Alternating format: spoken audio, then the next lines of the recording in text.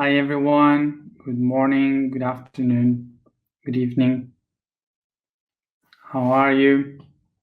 I hope you're all okay. So let's begin with our day because I guess that it will be very long. So as always, I will recommend you to watch to read the post for every day, because for sure I write much more information there than I will speak here. So as always, what I explain here is much more as a overview, as a summary of the concepts, and maybe explaining something that I didn't do before. So today we have two topics to speak about: the respiratory system and the immunologic system. So respiratory and immune. So respiratory, what it means, again, and spirare, that means to blow. So what it means, respiratory, is the system that once and again repeats a blowing. So what is immune? Immune comes from in, that means inside, and munere, that means to build a fortress or a wall. So immune means the fortress or wall that we build to protect the inside. So these are the two systems that we are going to speak about today. Something that I repeated many times is that we have to remember that the word spirits comes from this word, to the respiration, to breathe. Basically, because for the ancient ones, the first humans, they thought that the spirit, the soul, was related to the breath, was related to the blowing inside of the body. Okay, so this represented the life, the spirit. So this is why breathing gives birth to the idea of the spiritual world.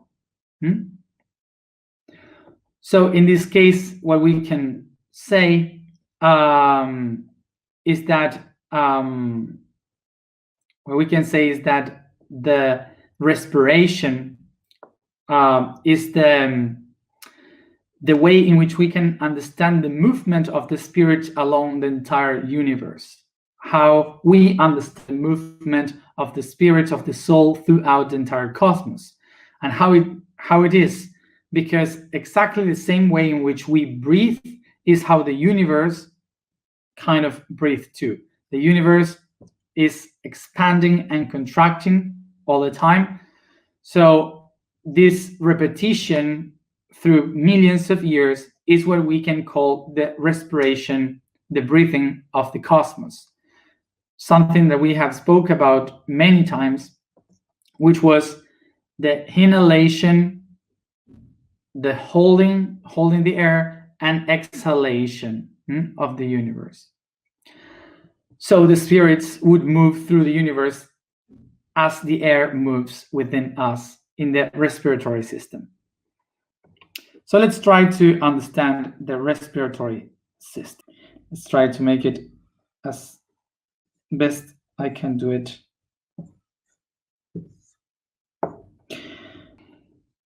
Well, okay. First of all, let's locate the pineal here and the hypophysis here. Okay, so this would be the thalamus. I don't know all the words in English, so I will need your help. As an image about this, here, of course, you have the nose.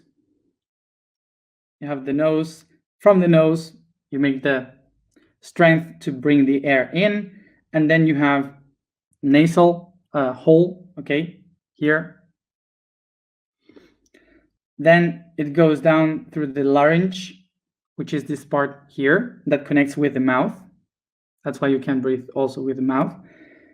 The larynx, this is the vocal cords inside. The vocal cords, trachea. So nasal cavity, larynx, it's like this. Larynx, larynx, larynx, trachea, and this part here. Then we have bronchi. Okay, bronchi. This would be the bronchi. These others will be the bronchioles. And then the alveoli around. And this would be how an alveoli looks like, okay? Which are the different capsules that create the entire lung. So this is one lung and the other lung. So if you look at it, this is like a tree, basically. It's a tree with all its branches, and they absorb light and they give air. It's exactly the same structure. I explained today that what we are breathing in is air, but air is not something complete. It's not air. Air is basically the conjunction of many things that live around us. And this is that air is composed by a lot of gases, a lot of chemicals, but also there is dust around, there are particles, there are bacteria, microbe, okay. So viruses, there are chemical composers. There are so many things in the air that air is not just air, okay? It's a conjunction of many things together. So what the respiratory system does is to filtrate, okay? It's a filter for the air, so all the heavy things that are out there can be like processed and and doesn't reach the main alveoli, okay? So the first one get here, and the most heavy ones are trapped by the mucus. The mucus trapped all the things that enters this zone and then is expelled outside if sneezing or with the mucus or so on, or all these things outside, okay? And if not, in the larynx, it is also processed by the saliva, which goes straight to the digestive system to be excreted. So then it goes through the vocal cords, trachea, and then starts to be absorbed by the alveoli, okay, which is the one that absorbs the tiny ones. Remember that there is around 70% of nitrogen in the air and 21% of oxygen in the air. So we are reaching the oxygen because it helps us to keep the energy inside of our body. How? Because the oxygen does a process in the cells through the alveoli. They go into the blood, and through the blood, the oxygen gets in touch with the cells, and the cells starts to use this oxygen to produce an oxidation. I don't know the word in English. Oxidificate. Which term do you use in English for that understanding? Oxides. Rust? No, it's not the one I'm looking for. Oxidize. Yeah, oxidize. Thank you.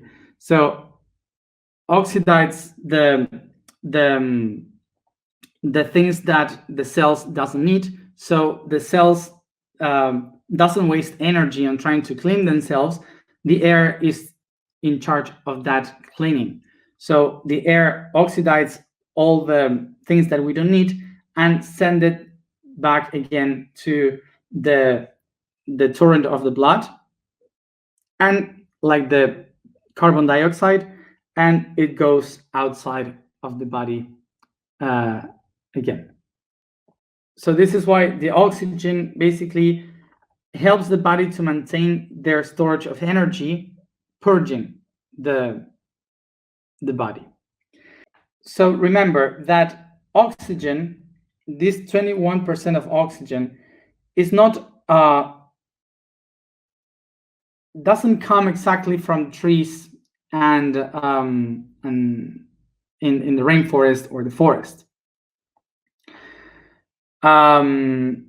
This oxygen was created and fill up the atmosphere of our planet around 2300 million years ago. 2300 million years ago, when the phytoplankton started to fill up the oceans doing photosynthesis. By the process of photosynthesis, the plants uses the nitrogen and carbon. They absorb these chemical components, and they release the oxygen because they don't need them. Okay, they don't need the oxygen for anything to do photosynthesis. So they storage the carbon and they release the oxygen. So this is why we, the animals, started to use the oxygen for our energy so we can move. Because we couldn't do photosynthesis, we ate the plants, but we need to move according to that. So that's why we uses the oxygen to restore the energy at the time in our cells so we can move forward. Even if we today believe that the oxygen comes from the trees, of course that it comes from trees, but most of it comes from the oceans because of phytoplankton. Since millions of years ago, they produce the huge amount of oxygen that we use in our world. So most of it is produced when they die in the poles, okay, in the Antarctic Ocean and the Arctic Ocean.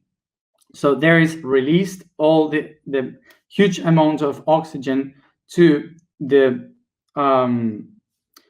atmosphere.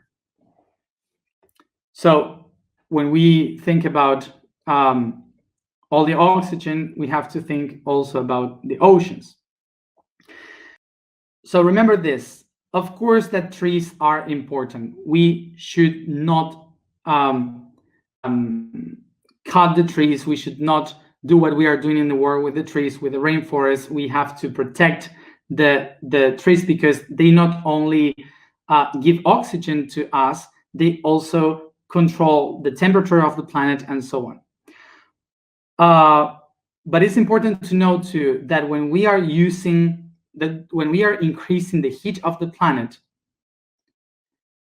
just if the oceans have 1 degree more of temperature, the phytoplankton can die because they are really sensitive, like the corals. Okay, so if they start to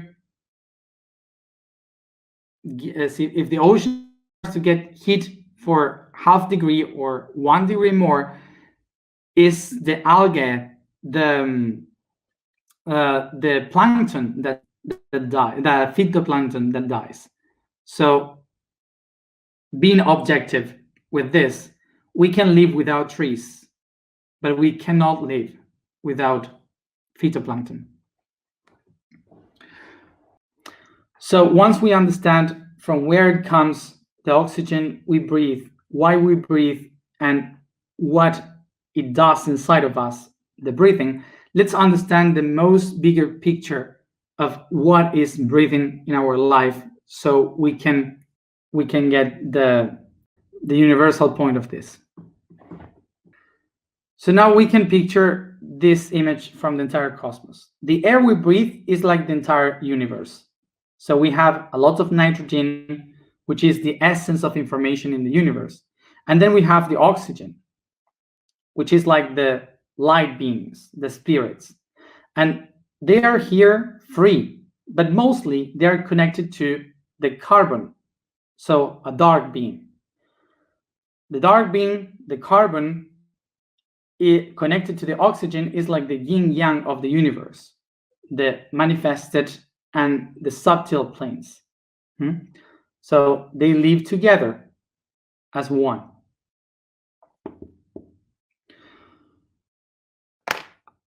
So now we can understand this from a different point of view. Imagine that this here, this body, is the geometrical aspect of the universe.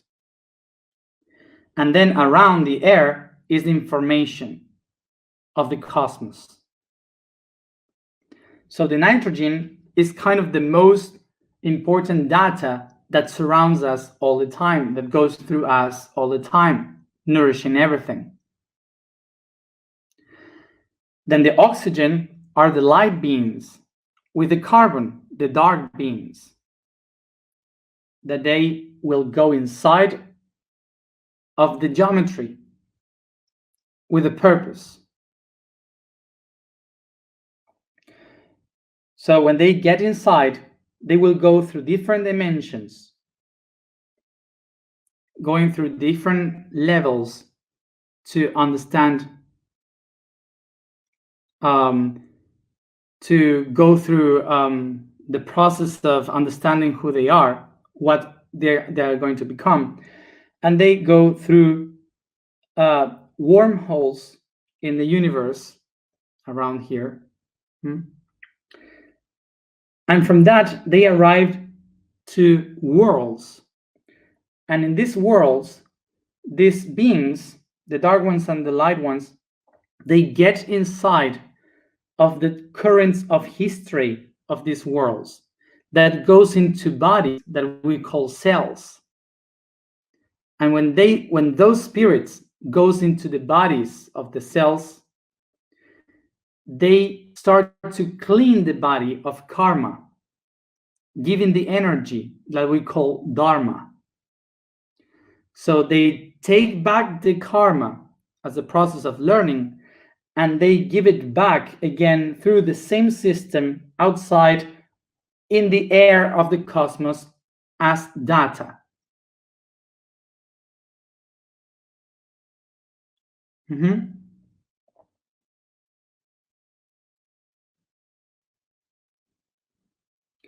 Okay, is the Akashic records. From this, we can understand that our respiratory system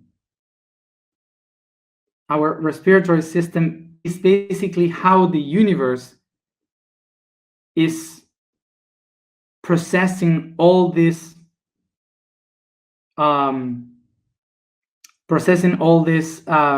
souls and beings and data and information that goes inside of us, incarnates in the cells that we call the bodies, processed through karma and dharma, all the history, and then goes back to the source. So basically, every time that we breathe is kind of like an age for the universe. So this happens in many worlds. Every time that we breathe, thousands of cells die and thousands of cells are born. Every time we breathe. So every time we do that, we fill up with energy and information, with souls and spirits, every one of our cells of our world.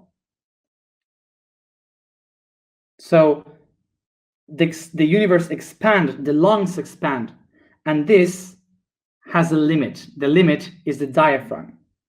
Here is an elastic tissue that it will expand when the spirits come and born in the planets, and then it contracts again, sending them back to the universe. Like, this is the end. You have to start reset again. So this process that is so tiny, it is like exactly like if in every inhalation we are living 2,000 years of history, and then in the exhalation we are living 2,000 more. So all this process of time that has happened was a history for our body. So now every time that we take a breath, we will think about it. So the people that smoke, the people that doesn't know how to breathe, you have to learn how to do it. Because now you can ask yourself, what are you bringing to the worlds inside of your universe?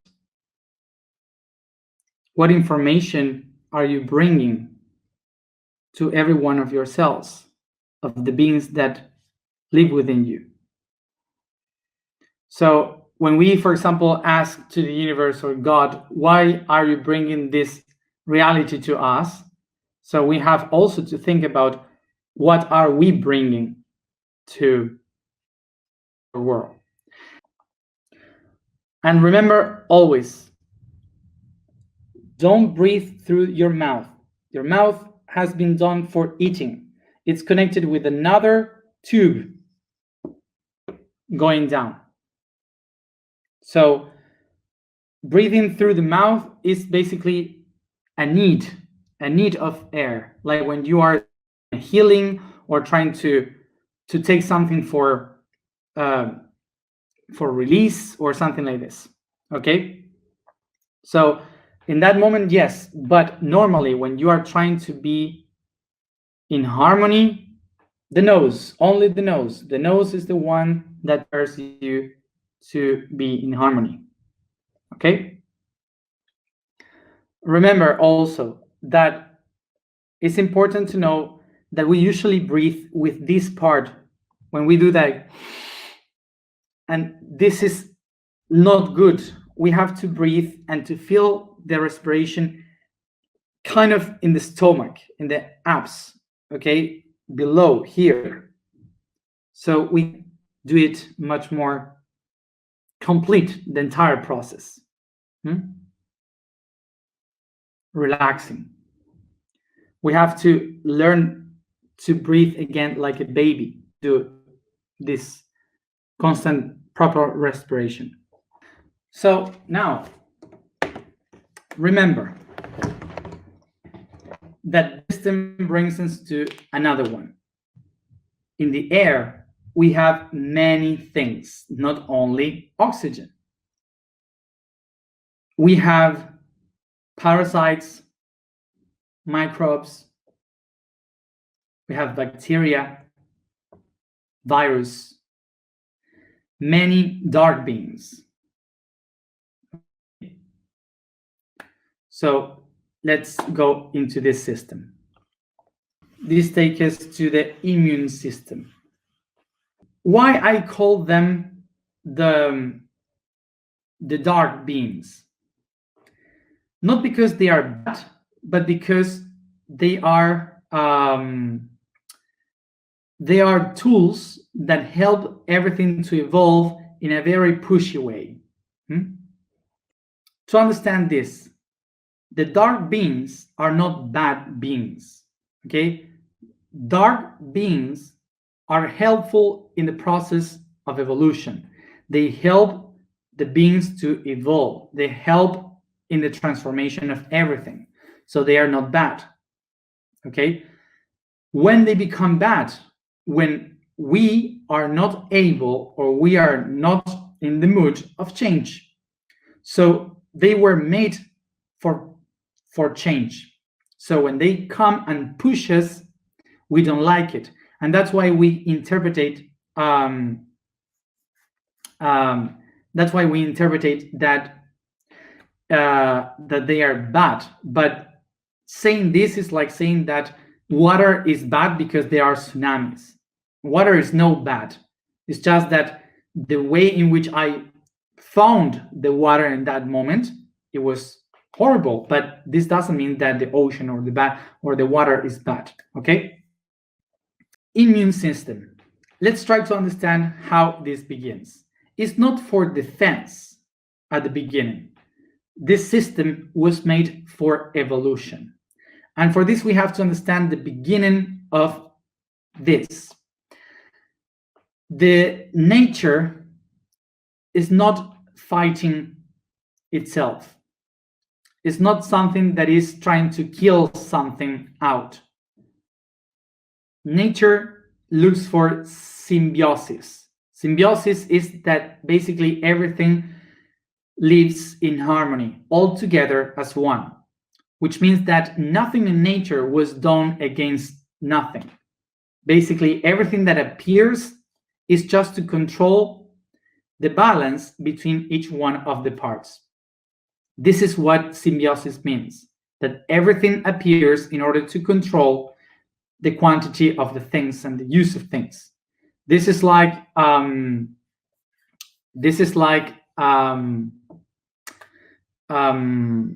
we go to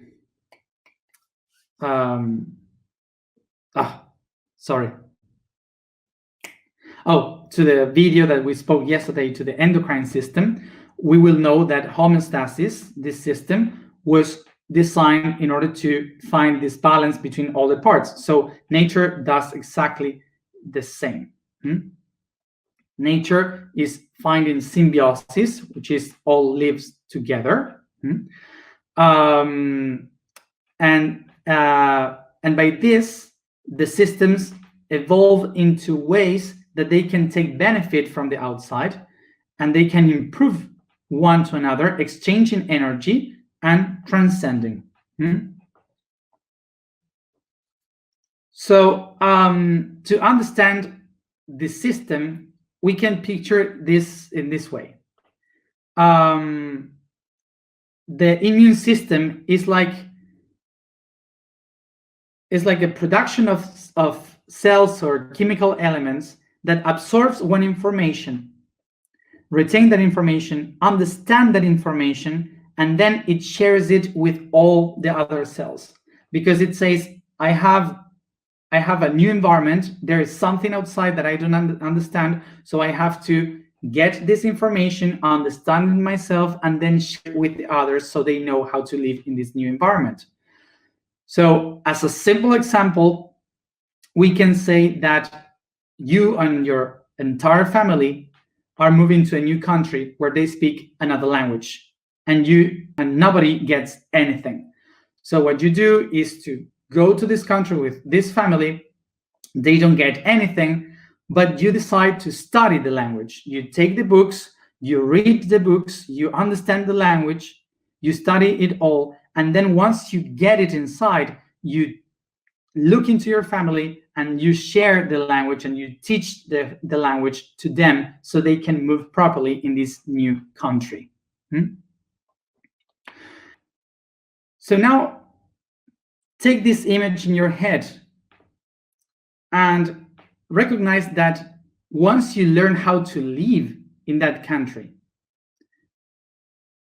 not only you survive in that country, but also you can exchange and share with the people of that country.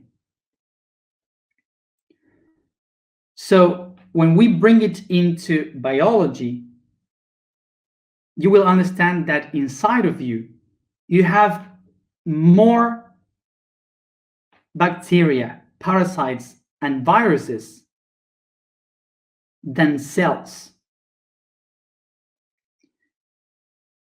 In your body right now, you have much more viruses and bacteria than even cells.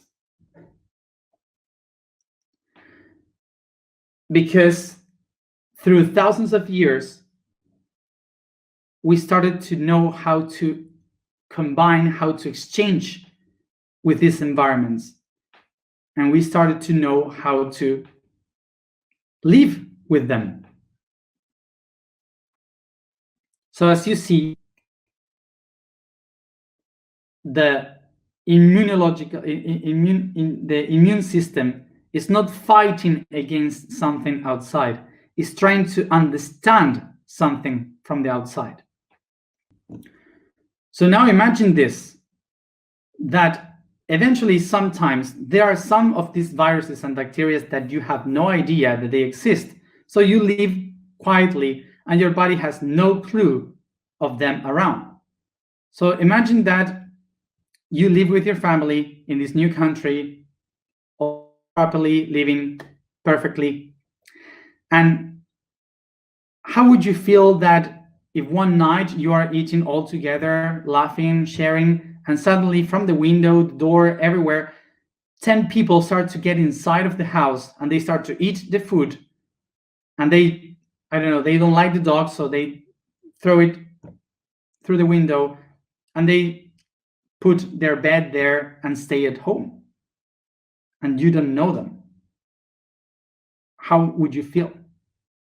So of course that the body will feel invaded by these beings that are very aggressive getting inside. So the first thing that the body, the family, will do in order to take them out is to try to make the environment, the house, as much uncomfortable as possible for these invaders. What they does, the first thing they do is to turn on the heat of the house. So much heat that they can feel uncomfortable. So they would say, like, it's too much hot here, I feel dizzy, let's go from here because we have no idea how to survive. It's not comfortable to stay here. So fever. So fever is not caused by the virus. The fever is caused by the organism, the body, trying to make to feel uncomfortable the virus or the bacteria. So there will be two types of people inside this house. One that will say, that will take a stick and will start to hit the people for them to get out. Go away. And there is another one that will sit and try to speak with them to tell them, who are you? Why are you here? From where you come from? In the first case, the person that receives, that starts to hit them, it will receive fight back. So it will be very, very hurt, okay? Because maybe he can kill someone or he can kick them away, but he will end up really, really terrible, okay? Very exhausted. And in the second case, the person that speaks to them, that tries to understand them, will take longer to take them out of the house. But now that person will know exactly how to treat them. So eventually, if someone else comes again in the same situation, he will know how to treat that person and maybe give them what they need and be much more cordial. So in the first case, the one that was hitting the people end up so hurt, so bad, that if new people come, it will die because it cannot face another fight. It's already hurt. But in the second case, the person that spoke, it took a long time for him to understand. But anyway, it will help. It won't lose energy, okay, for them to, if someone else comes, it won't lose energy. So he knows already how to do them. The image of the next example would be that suddenly someone from the outside is realizing that there's people invading houses around, that there are people invading different houses. And so these people from the outside, they pick some of these invaders and kill them. And when they kill them, they throw it through the window of the people that are sitting, eating, spending the night together as a family. And suddenly, dead bodies, corpse starts to get inside the door and the window from the house. And the people eating there was like, what is this? Why are we receiving these dead bodies from windows? So there are two, so this is what we call a vaccine, okay? A vaccine is that someone killed the invaders before they reach your house and they throw it dead through your window. So there are two ways of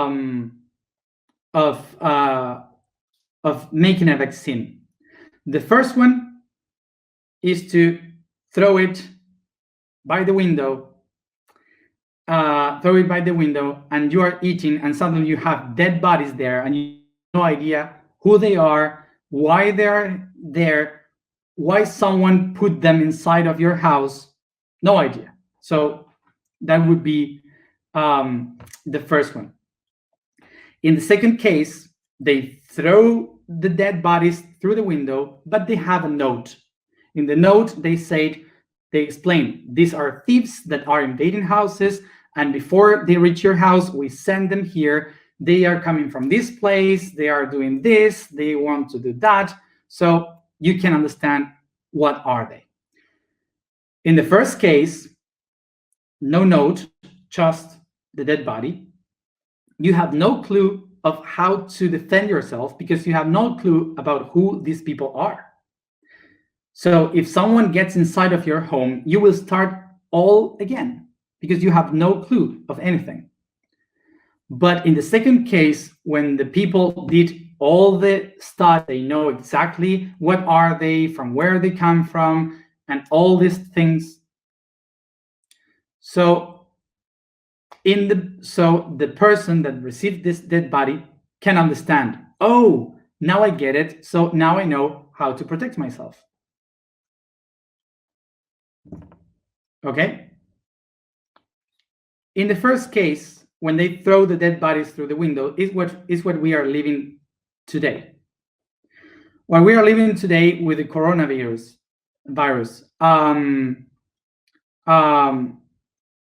we are receiving dead bodies in our bodies because in order to know exactly this invader, you need at least 5 years of study of where they come from, how to treat them, and so on.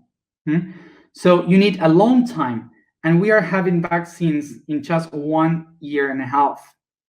So this means that we are having information inside our bodies that we don't know what they really are, and they are throwing dead bodies and many other things inside of our houses that we have no clue of what they are. Talking about the immunological system, the vaccines are setting inside of us information that we have to interpret.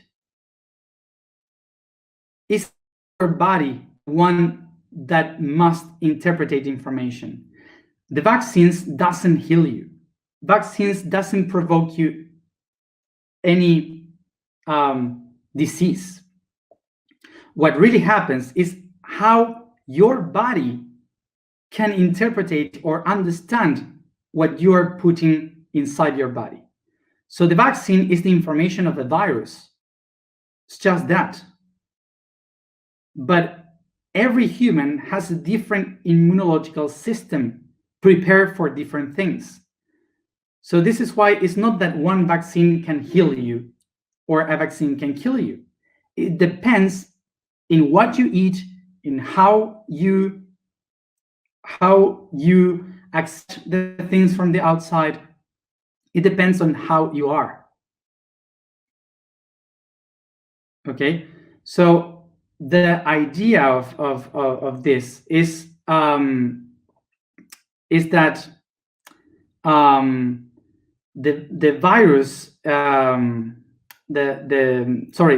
immunological system is unique for every human being. It's different from every human being. So it's not that the vaccines will kill you or the vaccines will save you. It's just that the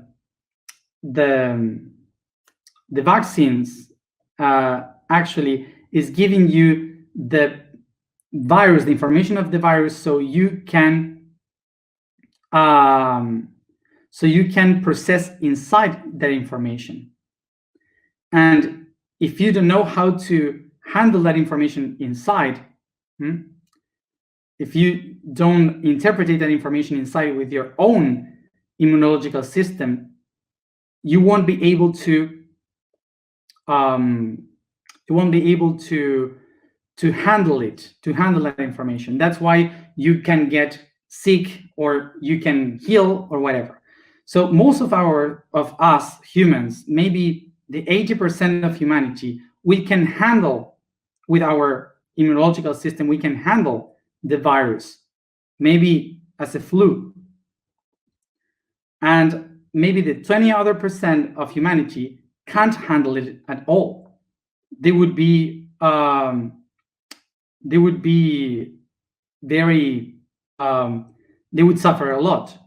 So mainly what is happening is that the quarantine is trying to protect us, because we don't know how many hospitals we will need. We don't have the system to contain so many people that can get sick.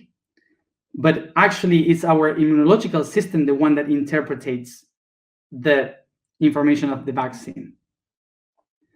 So one of the main things that we have to do with our in our life is to heal our immunological system.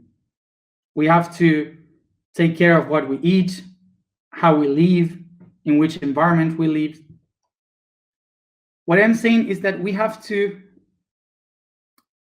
empower our immunological system, and that doesn't mean that all the bodies can hold the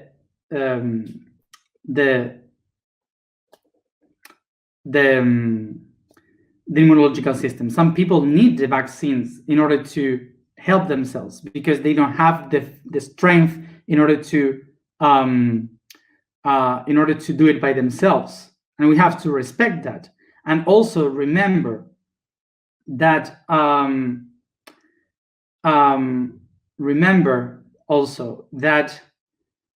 we should not start a war against vaccination. We should not start a war against doctors and vaccines, because it helped people.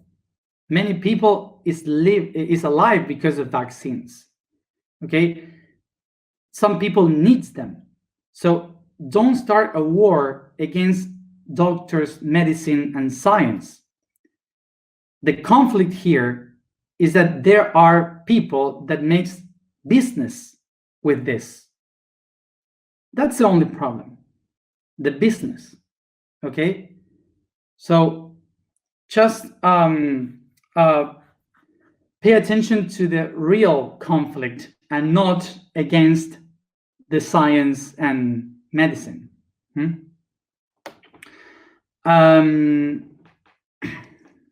Okay. So, for example, I don't want to vaccinate myself. I don't like that. I don't ever vaccinate myself, because I rather trust my own immunological system. So I don't like to put vaccines on me. I want to do this. by myself. Okay, so it's my choice, but I cannot tell other people for them to not to vaccinate, because each person has their own immunological system, and you know if you trust it or not. So don't force others to do something against. Okay, don't force others to vaccinate or not to vaccinate. Okay, each one has to know its own immunological system, to trust its own immunological system. So I wanted to speak about this because this affects all of us, of course, today. And I wanted to say this, that this is not white or black. So this is what takes us in this week. That we have to understand that we should not push others to do something against their will, whether it is vaccinate or not. So we have to understand that we have to know ourselves. First of all, we have to know our system, and from there to take the decision if we want to do that or not. But it's not or one or the other. It's your own responsibility for the system not to force you to be vaccinated, because it's your right in your body. So once said this, let's go to the alignment. I know that this gives data for a long chat, but I cannot be here for hours. So I just expect that this is useful for you to decide your own paths and ways. The vibration today is He. The statement for today is, I am a channel of communication.